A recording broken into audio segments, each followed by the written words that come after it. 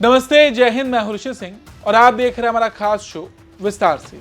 दोस्तों, आज के 10 साल पहले किसी भी देश ने इस बात की कल्पना नहीं की होगी कि आगे चलकर भारत अपनी सुरक्षा के लिए हथियार खुद बनाएगा।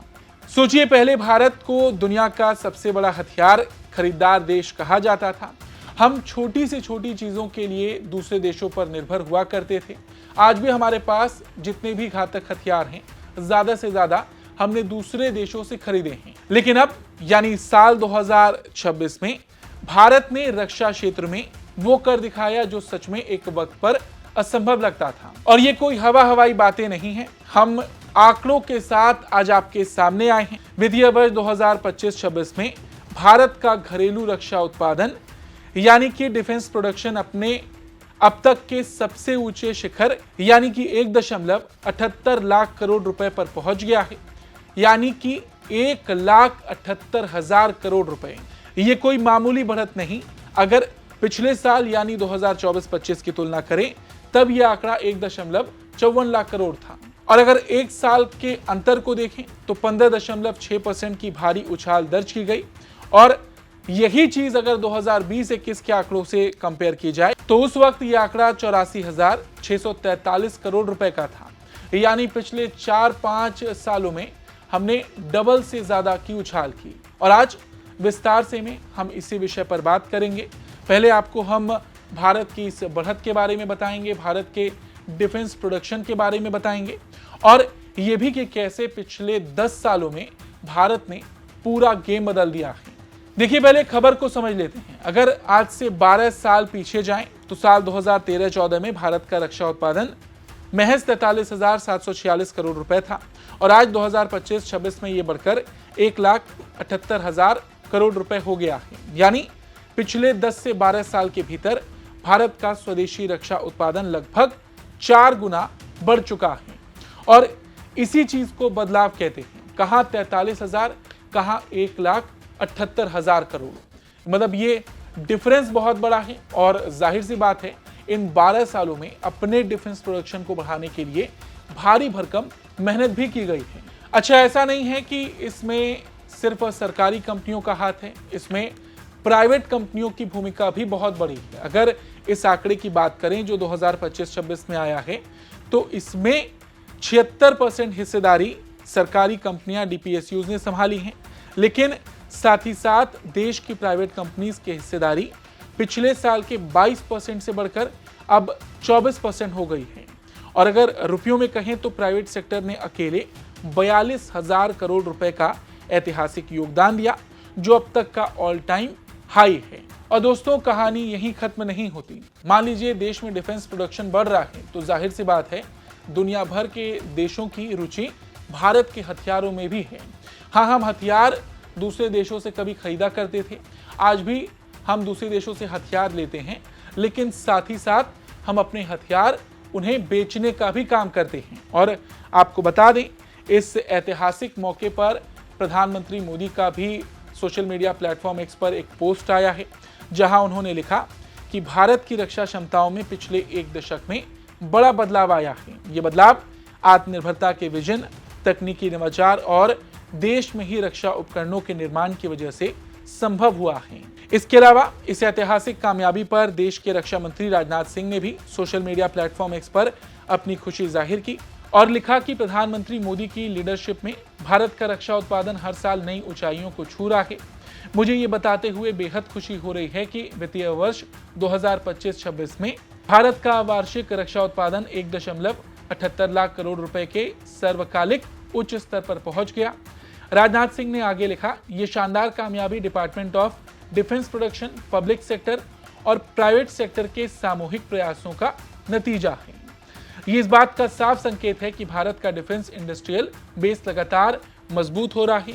उन्होंने भरोसा जताया कि सरकार की नीतियां, नए इनिशिएटिव और बढ़ते एक्सपोर्ट के दम पर आने वाले सालों में ये रफ्तार और तेज होने वाली है, क्योंकि इस साल का डिफेंस प्रोडक्शन अपने सबसे ऊंचे स्तर पर पहुंचा है। तो आपको यहां पर हम ये भी बता दें कि घरेलू उत्पादन के दम पर भारत ने इस साल 38,424 करोड़ रुपए का रिकॉर्ड डिफेंस एक्सपोर्ट यानी कि रक्षा निर्यात किया।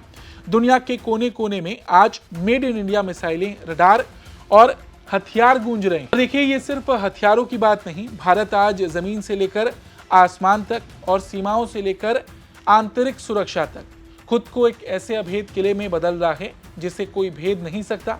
और क्योंकि यहाँ पर डिफेंस प्रोडक्शन की बात हो रही है, भारत में जो डिफेंस सेक्टर को बूस्ट मिला है उसकी बात हो रही है, तो हम उन पॉइंट्स पर भी नजर डालेंगे जिसको लेकर इस वक्त बहुत ज्यादा चर्चा है। अब भारत किन किन चीजों में देश को मजबूत बना रहा है, इसकी भी एक पूरी लिस्ट है, ये भी समझ लेते हैं। देखिए, इस वक्त दुनिया की सबसे बड़ी बॉर्डर गार्डिंग फोर्स हमारे पास है। भारत के पास दुनिया की सबसे बड़ी सीमा सुरक्षा बल BSF है, जो 24 घंटे हमारी सरहदों की हिफाजत करती है। इसके अलावा दुनिया का सबसे व्यापक और बड़ा बॉर्डर फेंसिंग बाड़ लगाने का कार्यक्रम भारत चला रहा है, ताकि घुसपैठ की हर कोशिश को नाकाम किया जा सके। इसके अलावा भारतीय सेना दुनिया की दूसरे सबसे बड़ी सक्रिय और खड़ी सेना यानी कि स्टैंडिंग आर्मी है, जिसके शौर्य से दुश्मन थर-थर कांपता है। इसके अलावा नक्सलवाद और आंतरिक उग्रवाद को जड़ से खत्म करने के लिए भारत दुनिया का सबसे व्यापक और सफल अभियान चला रहा है। लद्दाख से लेकर अरुणाचल तक दुनिया का सबसे बड़ा और ऊंचा रणनीतिक सड़क नेटवर्क आज भारत के पास है, जिससे हमारी सेना मिनटों में सीमा पर पहुंच सकती है। इसके अलावा आतंकवाद के खिलाफ लड़ने वाली दुनिया की तमाम एजेंसियों में भारत की एंटी टेरर एजेंसियों का कन्विक्शन रेट 95% है, जो दुनिया में सबसे ज्यादा है। यानी आतंकी बचे नहीं, सीधे जेल जाएं या ढेर होंगे। इसके अलावा भारत ने दुनिया का सबसे बड़ा पार्लियामेंट्री आउटरीच प्रोग्राम खड़ा किया, और इससे भी बड़ी बात, इन सब के ऊपर भारत आज दुनिया का सबसे तेजी से बढ़ता हुआ डिफेंस मैन्युफैक्चरिंग इकोसिस्टम है। ये सारी उपलब्धियां आज भारत के पास हैं, और कहीं ना कहीं देखा जाए तो ये एक दिन की मेहनत नहीं है, क्योंकि हमने पिछले 10-12 साल की बात की तो ये बहुत बड़ा बदलाव पिछले 10-12 सालों में देखने को मिला है, और धीरे धीरे हर साल इसमें एक नया इतिहास जुड़ता जा रहा है। और जैसा कि इस साल हमारा डिफेंस प्रोडक्शन बहुत ज़्यादा है, तो हम उन हथियारों की भी बात करेंगे जो इस वक्त भारत में बनाए जा रहे हैं और जिन पर दुनिया के कई देशों की नज़र है। सबसे पहले अगर हम अपने घरेलू लड़ाकू विमान की बात करें तो HAL तेजस, ये भारत में डिज़ाइन और विकसित किया गया लड़ाकू विमान है। इसे भारत की कंपनी HAL ने बनाया है, और इस विमान के बनने से ये साबित हुआ कि भारत खुद आधुनिक फाइटर जेट बना सकता है। अब इसका उन्नत संस्करण MK1A आ रहा है और MK2 पर काम चल रहा है। इसका फायदा यह है कि विदेशों से खरीदें कम होंगी, भारतीय इंजीनियर्स और उद्योगों को बढ़ावा मिलेगा, युद्ध के समय दूसरे देशों पर निर्भरता कम होगी। इसके अलावा अपना आकाश मिसाइल सिस्टम, ये एक एयर डिफेंस मिसाइल है। इसका काम दुश्मन के विमान, हेलीकॉप्टर और ड्रोन को हवा में मार गिराना।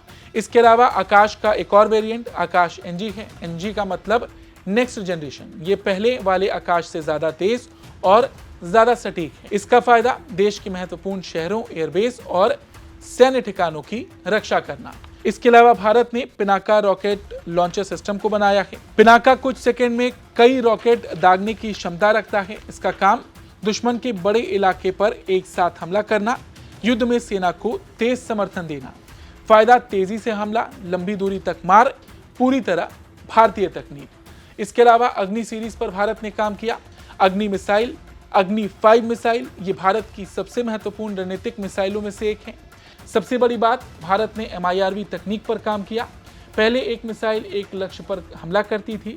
MIRV तकनीक में एक मिसाइल कई अलग अलग परमाणु वॉरहेड ले जा सकती है, एक ही मिसाइल कई लक्ष्यों पर हमला कर सकती है। अग्नि मिसाइल्स का फायदा, दुश्मन के लिए रोकना मुश्किल, भारत की परमाणु प्रतिरोधक क्षमता मजबूत होती है। इसके अलावा भारत ने हाइपरसोनिक मिसाइलों पर भी काम शुरू किया है। हाइपरसोनिक का मतलब ध्वनि की गति से कम 5 गुना तेज। यदि सामान्य विमान 900 किलोमीटर प्रति घंटा चलता है, तो हाइपरसोनिक हथियार हजारों किलोमीटर प्रति घंटा की गति से चल सकते हैं। फायदा ये कि पकड़ना और रोकना बेहद कठिन, भविष्य के युद्ध में बेहद महत्वपूर्ण तकनीक। अगर नौसेना के लिहाज से देखें तो INS अरिहंत, क्योंकि INS अरिहंत परमाणु शक्ति वाली पनडुब्बी है, तो यहाँ पर न्यूक्लियर ट्रायड को समझना जरूरी है। परमाणु हथियार चलाने के 3 तरीके, जमीन से, हवा से, समुद्र से। INS अरिहंत के आने से भारत के पास तीनों तरीके आ गए। फायदा, अगर दुश्मन पहले हमला करे तब भी भारत जवाब दे सकता है, इसे सेकंड स्ट्राइक कैपेबिलिटी कहते हैं। इसके अलावा INS विक्रांत, ये भारत का पहला स्वदेशी एयरक्राफ्ट कैरियर है। अब एयरक्राफ्ट क्या होता है? समुद्र में चलने वाला एक विशाल जहाज जो एक छोटे एयरबेस की तरह काम करता है। इसके ऊपर लड़ाकू विमान उड़ान भर सकते हैं और उतर सकते हैं। फायदा, समुद्र में भारत की ताकत बढ़ती है, हिंद महासागर क्षेत्र में प्रभाव मजबूत होता है। इसके अलावा प्रोजेक्ट 17A, प्रोजेक्ट 15B और कलबारी क्लास सबमरीन, ये भारत के आधुनिक युद्धपोत और पनडुब्बियां हैं। इनका काम दुश्मन के जहाजों को रोकना, पनडुब्बियों का मुकाबला करना और समुद्री सीमाओं की रक्षा करना। इनका फायदा, नौसेना की शक्ति बढ़ती है, समुद्र में सुरक्षा मजबूत होती है। अब मिसाइलों की बात करें, ब्रह्मोस अस्त्र और रुद्रम। ब्रह्मोस दुनिया की सबसे तेज सुपरसोनिक क्रूज मिसाइलों में से एक, जमीन, जहाज और विमान से छोड़ी जा सकती है। अस्त्र, लड़ाकू विमानों द्वारा इस्तेमाल की जाने वाली मिसाइल दूर से दुश्मन के विमान को मार सकती है। रुद्रम की बात करें तो दुश्मन के रडार सिस्टम को खत्म करने के लिए बनाई गई। फायदा ये कि भारत की हमला करने और बचाव करने की क्षमता दोनों मजबूत होती है। इसके अलावा C-295 ये एक सैन्य परिवहन विमान है। इसका प्रोडक्शन भारत में हो रहा है। काम, सैनिकों, हथियारों और जरूरी सामान को एक जगह से दूसरी जगह ले जाना। इस परियोजना की खास बात, इसका निर्माण भारत में हो रहा है। निजी कंपनियों भी इसमें भाग ले रही हैं। इसका फायदा, रोजगार बढ़ेंगे, भारत में विमान निर्माण उद्योग मजबूत होगा। खैर, ये तो उन हथियारों की बात थी जिनका प्रोडक्शन भारत में किया जा रहा है। अब किन हथियारों को भारत बनाकर दूसरे देशों में बेच रहा है, इस पर भी नजर डाल लेते हैं। सबसे पहली बात Pinaka multi barrel rocket launcher की। आर्मेनिया ने इसे भारत से खरीदा है। आकाश मिसाइल और रडार की बात करें तो कई देशों को भारत का आकाश एयर डिफेंस सिस्टम इतना पसंद आया कि उन्होंने इसके लिए अरबों डॉलर की डील की। आर्मेनिया ने भारत के साथ आकाश मिसाइल की डील की। इसके अलावा आर्टिलरी गन की बात करें तो भारत की स्वदेशी तोपें अब विदेशी सेनाओं का हिस्सा बन रही हैं। इसके अलावा बुलेट प्रूफ जैकेट और हेलमेट, दुनिया के कई देशों के सैनिक आज भारत में बनी बुलेट प्रूफ जैकेट पहनकर अपनी जान बचा रहे हैं। भारत की सबसे घातक ब्रह्मोस मिसाइल की बात करें तो फिलीपींस ने इस मिसाइल की डील भारत के साथ की है और वियतनाम के साथ भी भारत ने ब्रह्मोस की डील कर ली है। कुल मिलाकर देखा जाए तो दोस्तों, भारत सिर्फ हथियार बना नहीं रहा है, दूसरे देशों में हथियार बेच भी रहा है। और जितना हमारा डिफेंस प्रोडक्शन बढ़ेगा उतनी ही हमारी हथियारों को बेचने की क्षमता बढ़ेगी। आज अगर हम 1,78,000 करोड़ रुपए के डिफेंस हथियार बना रहे हैं तो उसका इस्तेमाल हमारी सेना कर तो रही है, लेकिन साथ ही साथ कई और देश हैं जो हमारे हथियारों में दिलचस्पी दिखा रहे हैं और हमारे घातक हथियारों को खरीद भी रहे हैं। हमारे देश के डिफेंस प्रोडक्शन में जो बूस्ट मिला है, जो 10 साल में गेम पलटा है, उस पर आपकी क्या राय है, कमेंट करके जरूर बताएं। धन्यवाद।